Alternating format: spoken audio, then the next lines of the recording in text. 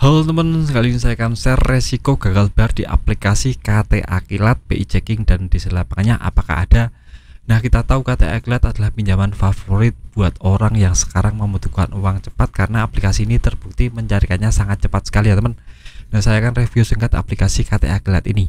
Nah, dia penggunanya 10 juta orang, mendapat rating 4,7 dari 5 serta 400.000 ulasan.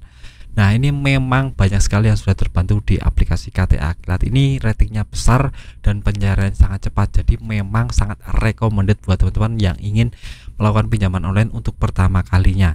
Nah, tapi limitnya cuma sedikit ya teman, ini cuma mentok di 9 juta, jadi tidak bisa seperti aplikasi pinjaman online lain yang menerapkan limit sampai 20 juta, 30 juta, atau yang lainnya.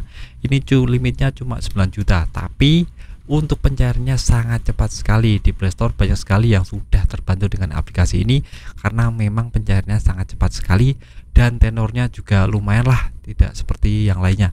Dan untuk aplikasi KTA Kilat ini, jika kita memang tidak punya uang untuk membayar, itu resikonya apa saja bang? Nah, resikonya jelas. Yang pertama, bunga denda itu pasti ada. Pasti setiap pinjaman online yang kita galbaikan pasti punya yang namanya bunga dan denda, dan itu ada di persyaratan pada saat kita mengajukan pinjaman. Itu bunga denda flat 0,1 sampai 0,3 harian. Jadi berhutang pokok dikali 0,1 sampai 0,3 itu jatuhnya bunga harian dan denda harian. Itu harus teman-teman tahu terlebih dahulu karena ya nyatetnya gampang, carinya mudah. Misalnya hutang 1 juta itu kita kalkulasi saja untuk hariannya 10.000 seperti itu ya teman, bunga denda itu sangat mudah ngitungnya. Dan untuk yang kedua, pasti ada yang namanya penagihan lewat telepon dan WA. Itu 3 hari sebelum hari H pembayaran pasti ada telepon dari yang namanya customer service dari aplikasi KTA Kilat, karena ya mereka ingin uang mereka kembali, jadi mereka melakukan berbagai macam cara termasuk menelpon nggak jelas ya teman. Itu biasanya nelpon mengintimidasi, jika menginformasikan jika teman-teman memang ada hutang dan harus dibayar. Itu jika teman ada mental ya dijawab, kalau tidak ada ya sudah di reject saja atau ganti nomor HP sekalian. Itu untuk penagihan lewat WA dan telepon. Dan yang paling teman-teman tanyakan adalah apakah KTA Kilat ini ada developernya atau di lapangannya bang?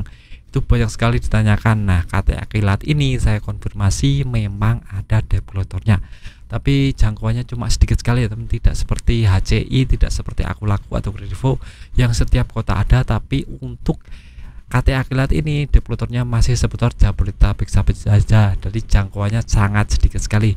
Ini kalkulasinya sekitar 10% dari 100%, jadi sangat amat minim untuk yang namanya di lapangannya.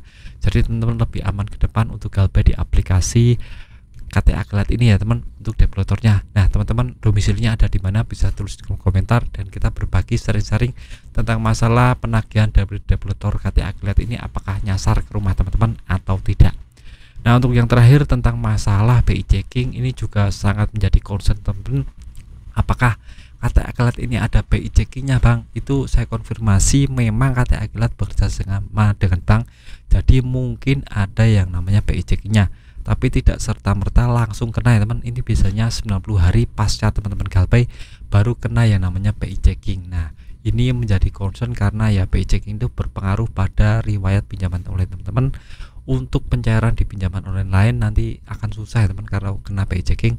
Belum lagi teman-teman jika ingin KUR BRI atau pinjam-pinjam yang lainnya secara kredit itu tidak akan bisa karena ya sudah kena BI Checking, jadi jangan pernah diharapkan. Ini bisa menjadi titik balik teman-teman. Kalau umpamanya kena BI Checking ya sudah, teman-teman bisa malah lepas dari jerat pinjaman online karena ya tidak bisa hutang-hutang lagi. Jadi teman-teman fokusnya pada kerjaan teman-teman, jadi tidak hutang-hutang melulu. Nah, itu saja risiko terbaru galbay di aplikasi KTA Kilat. Semoga teman-teman bisa terbuka mindsetnya dan kita bisa sering-sering bersama di kolom komentar ya teman. Saya video singkat dan saya berikan manfaat. Tetap semangat ke depannya lebih